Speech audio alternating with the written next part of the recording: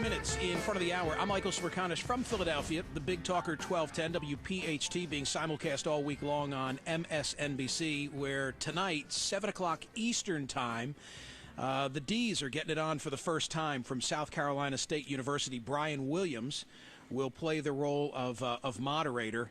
I have to say, anytime I think of the moderator of a debate, I always think of Bernard Shaw and Kitty Dukakis question. I don't think Brian will ask that question tonight, but who knows? He may. We'll talk about the debate in the next hour of the program with, among others, Andrew Mitchell and Joe Watkins. Patrick Buchanan comes up a little bit later on the program this morning as well, all sharing their perspective on who needs to emerge from the pack and what we can expect this evening when all 8 of the Democratic presidential candidates will share the stage. Speaking of politics, there's a great political drama going on at home, and not only do I want everybody at home to get energized about it, but I want the rest of the country, by virtue of MSNBC, to be in the loop. We've got a hot mayoral primary, which is 3 weeks away. We're in the final days of the John Street administration.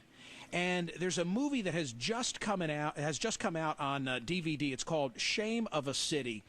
It's a great movie for political junkies like me, political junkies and news wonks who would watch a program like this on MSNBC. And Tigre Hill is the director of this documentary. How you doing? Thanks for being here. Good morning. Thanks for having me. Really appreciate it. Man, how do we even set the table for this? It's 4 years ago. It's a Philadelphia mayoral election. And 3 or 4 weeks before the election, which is John Street running for re-election, what happens? Well, 4 weeks before the election, a bug is found in the mayor's office. And right above his desk. Right above his desk. And it seemed like that was it. The mayor's going to lose, and the challenger, Sam Katz, was going to win. Yeah, but because very quickly the feds say, yeah, that's our bug. Yes. That is our bug. So, common sense, logic, those sort of things have no application to Philadelphia politics. But, to an outsider, you'd say, well, wait a minute. If there's an investigation involving the mayor or those around him, he's going down. Absolutely. But much to the contrary? Well, they spun it. They spun it in a wild way to make it that it was a conspiracy, a Republican and a racist plot by the Justice Department. And you just happened to be there, cameras rolling, because you were already making a documentary about the race. Yes, for a filmmaker, that's a great thing to happen. Maybe for a maybe candidate, you planted the bug. Yeah. Because it made for a great plot line. Right. So what then does the Shame of a City go into relative to the bug and what happened in Philly? Well, it really shows how the Street administration spun it to their advantage.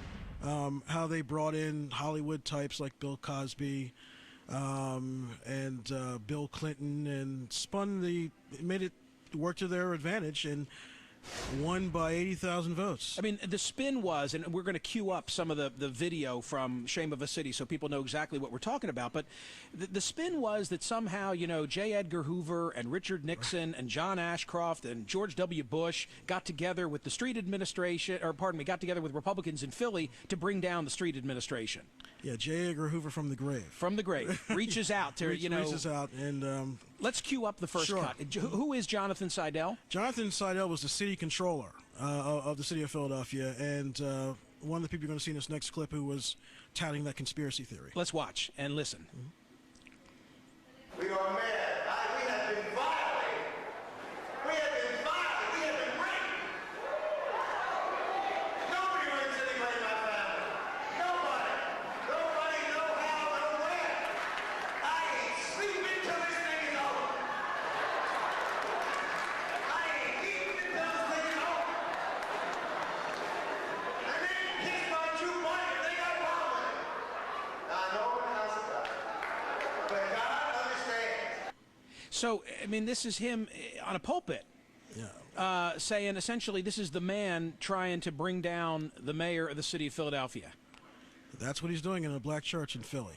And how hard for you, Tigre Hill, as a black filmmaker, to be the one who actually puts this on the big screen? Well, I'm a filmmaker. I have to, follow where the truth is and put it out there the way the truth unfolded. So it's not a big deal as far as my color. Anybody harass you? A little bit, but that's going to happen no matter what side you're on. You're going to get somebody that's going to say something. But Mayor Street, we've got a cut from him at a news conference. How should we set this up? Well, this was 2 days after the bug was found, and the mayor had not revealed that the FBI had taken his BlackBerry. And there is a whole bunch of reporters waiting. All right, let's lay watch. into him. Yeah. The most encouraging thing is that 15% of the registered African-American voters in the city are voting That's for me, Sam and no Katz was campaign running have against. I ever had that kind of support. At that point, Sam Katz was edging ahead. He was not, and I'm sorry, I'll rephrase, surging ahead in the polls, surging ahead. You know, And it even brings up a great question. stalwart My Democrats son were watched like, the that's film with bullshit. me, and he said, Dad, Obviously, because I in didn't the get end, in we can this cut race, that but- tape. In the end, men go to jail for the conduct that the bug was there to uncover. And Tigre, my son, said, Dad, if after he watched it, if those people had gone to jail before Election Day, then who'd have won? What was the answer to that question? Well, your son's very smart. In my opinion, I think Street would have won because it's Philadelphia, unfortunately. We're corrupt and we're contented. Hopefully we're less corrupt and less contented 3 weeks out. Hopefully. Hey, Tigre Hill, for Political Junkies, it's a winner. Shame of a city, and it's good for you to be here. Good to Thank have you for back. having me. All right, man. Thanks. Thanks. We're back in just a moment.